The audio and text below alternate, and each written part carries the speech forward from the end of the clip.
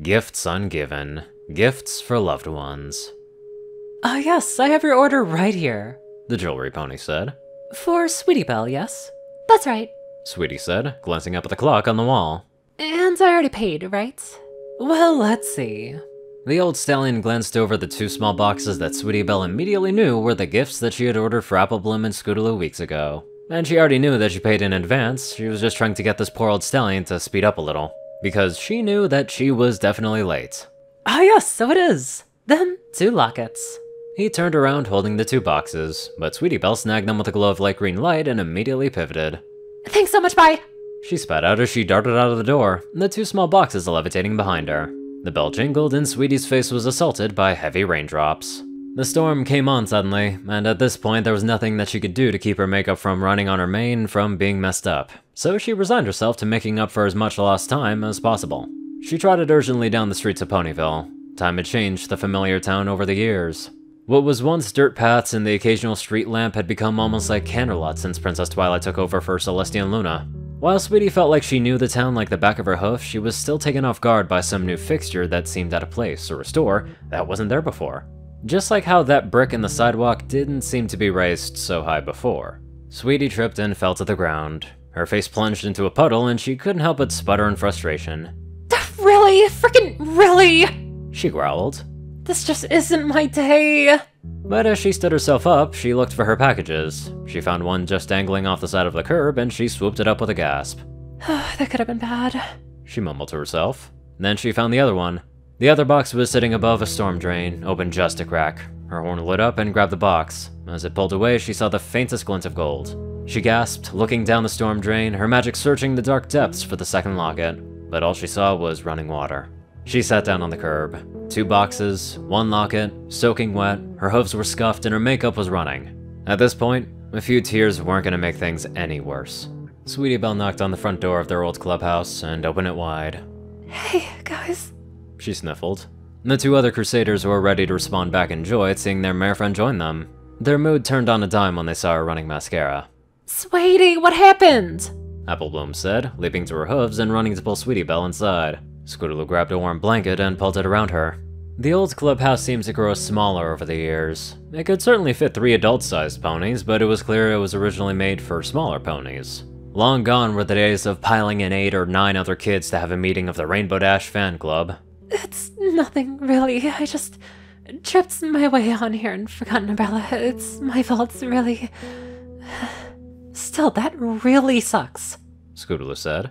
Is there anything that we can do to make things better? It's our anniversary. Today's supposed to be a nice day. Sweetie Belle smiled. It was hard to feel bad when her mare friends were around. They all seemed to be the beam of sunshine that she needed on a tough day. Not really. She said. I'm just happy to be celebrating our 8th anniversary together. 8th? Scootaloo said. Are you sure it's 8th? Applebloom spoke up. Scoot, we went over this. We started dating together the year we found out Applejack and Rainbow invited Rarity into their dynamic. And that happened when I was going to Cloudsdale for work. That's right. Scootaloo said. Shoot. She reached over to a bag and pulled out a cake with a big number 9 written on it and icing. Well, it's the thought that counts. She chuckled. Applebloom and Scootaloo laughed, and Sweetie chuckled gently, but looked down to the single box that was in her hooves. She only had 1 locket to give. Scootaloo's was lost in the drain, and it's not like they were interchangeable, really. This locket had a picture of Scootaloo on one side and Sweetie on the other side. It was made for Applebloom. Well, hey, that's not so bad. Applebloom said. We can just make the best of it. Here. Applebloom opened the cake box and gently nudged some of the extra icing from the 9 and made it into a malformed but still readable number 8. See? Applebloom said. It's not about the mistakes, but how you respond to them. Guys? Sweetie chirped up. I really messed up too. Scootaloo and Applebloom looked at their mare friend in shock. Messed up? Scootaloo asked. How? See, She said, choking up. I made you guys these really nice lockets, but on my way over, I lost Scootaloo's down the drain. Now all I have left is Applebloom's. She pulled out the box and placed it in front of them. Applebloom looked down at the box, then to the cake. She was silent for a moment, then cleared her throat nervously. Were we supposed to bring something as gifts? She asked with a chuckle. Sweetie looked up in surprise. You didn't bring anything, Apple Bloom? Scootaloo asked. I thought it was your idea. Whoops. She mumbled. Well, maybe you can just go to Scootaloo and... Not really... Sweetie said, opening the box, revealing a gold chain with a golden locket with her Cutie Mark Crusader shield on the outside. She opened it to show a picture of herself and Scootaloo on the inside. It was supposed to have the pictures of... Well, not the pony wearing it inside. Well, hey. Scootaloo said. That's not so bad. Look, I think we could change out the pictures. Scootaloo picked up the locket and found a little clip that opened the frame for the picture. We can just change the pictures to the three of us, and then when some pony needs to travel, they can take it with them. We can all share. That's a great idea, Scootaloo! Apple Bloom exclaimed. Sweetie was genuinely surprised, seeing the mare so excited over a singular locket. Really? It's okay? Sweetie asked.